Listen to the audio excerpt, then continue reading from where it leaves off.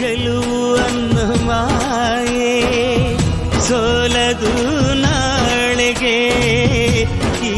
ಶುಭ ವೇಳೆ ನನಗೆ ಹೂಮಾಲೆ ಗುರು ಇಲ್ಲದೆ ನಾ ಗುರಿ ಮುಟ್ಟಿದೆ ನಾ ಅಥವಾದಿಯ ಈ ಪಯಣ ನಿಮಗಾಗಿ ಅಲ್ಲವೇ ಸೋಲಿಲ್ಲದಲೇ ಗೆಲುವಲ್ಲವೇ ಈ ಪ್ರೀತಿಗಾಗಿ